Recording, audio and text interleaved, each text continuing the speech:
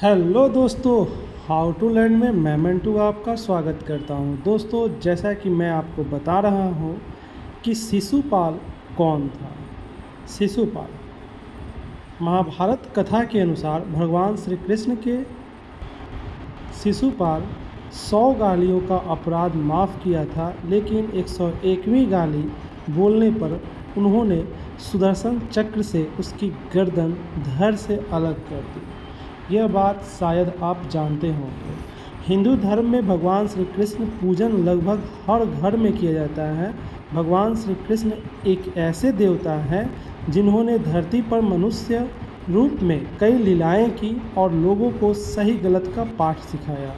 यहाँ तक कि महाभारत काल में भी भगवान श्री कृष्ण की अहम भूमिका थी। महाभारत और भगवान श्री कृष्ण से जुड़े कई ऐसे किस्से व रहस्य हैं जिसके बारे में लोग जानना चाहते हैं, और इसमें सबसे महत्वपूर्ण है श्री कृष्ण और शिशुपाल का रिश्ता। सभी जानने की श्री कृष्ण ने शिशुपाल की 100 गालियाँ क्यों माफ़ कर दी, लेकिन ऐसी क्या वजह थी जो 101 गाली देने पर उन्हें शिशुपाल का वध करना पड़ा। आइए जानते हैं महाभारत से जुड़े इस किस्से के बारे में। शिशुपाल भगवान श्री कृष्ण की बुआ का बेटा था। जन्म के समय शिशुपाल के 3 आँख और 4 हाथ थे, जिसे देखकर उनकी माता व पिता चिंता में पड़ गए और बच्चे को त्यागने का फैसला लिया। लेकिन तभी एक आकाशवाणी हुआ कि इस बच्चे को त्याग न करे, सही समय आने पर इसकी आँख और हाथ गायब हो जाएगी। साथ ही यह भी आकाशवाणी हुई कि जिस व्यक्ति की गोद में आते ही इसके आँख व हाथ गायब होंगे, वही इस बच्चे का काल बनेगा। अब उस बच्चे को कौन उठाए? माँ बाप तो उठा नहीं सकते, अब उठाएगा तो कौन? एक दिन श्री कृष्ण ने जैसे ही बच्चे को गोद में उठाया, उस बच्चे की आँख और हाथ गायब हो गई, जिसे देखकर श्री कृष्ण की बुआ और एक ओर प्रसन्न हुई तो दूसरी ओर चिंता में पड़ गई, क्योंकि श्री कृष्ण उसके काल के कारण बनते।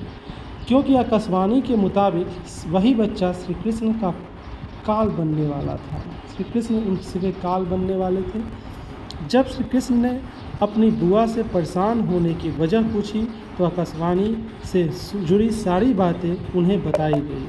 साथ ही श्री कृष्ण यह भी वचन दिया कि वह उनके बेटे की गलती पर उसे माफ़ कर देंगे। ऐसे में बुआ को परेशान देखकर श्री कृष्ण ने कहा कि मैं शिशुपाल की 100 गलतियाँ माफ़ कर दूंगा, लेकिन 101 गलती होने पर उसे दंड भुगतना पड़ेगा।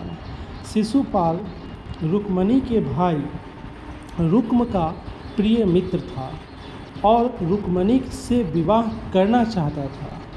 रुक्म भी यही चाहता था, मतलब रुक्मणी का भाई रुक्म भी यही चाहता था, लेकिन रुक्मणी के माता पिता अपने बेटी का विवाह शिशुपाल के बजाय श्री कृष्ण से करना चाहते थे। ऐसे में रुक्म के माता पिता की मर्जी के बिना बहन का विवाह शिशुपाल के साथ तय कर दिया और विवाह की तैयारियां शुरू कर दी, जिसके बाद श्री कृष्ण रुक्मणी को अपने महल ले आए और उनसे विवाह कर लिया।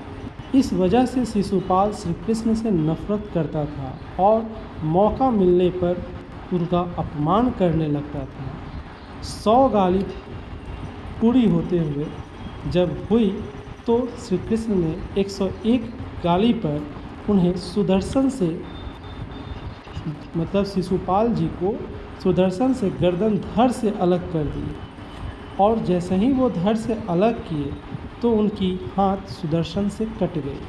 और यह चीज़ द्रौपदी को देखा नहीं गया। द्रौपदी झट से अपनी साड़ी के पल्लू फाड़ी और उनके हाथ में लपेट दी, और यही चीज़ को देखकर श्री कृष्ण द्रौपदी का जब चीर हरण हो रहा था स्वयंवर में, तो वहाँ पर जहाँ पासे लोग खेल रहे थे, वहाँ पर जब द्रौपदी ने पुकारा अपने भाई का, अपने भगवान का जब मनन किया, तो उनकी रक्षा करने के लिए श्री कृष्ण जी आए और रक्षाबंधन इसी के अवसर पर मनाया जाने लगा। तो दोस्तों हमारा यह वीडियो आपको कैसा लगा कमेंट बॉक्स में ज़रूर कमेंट करें। Thanks for watching my videos.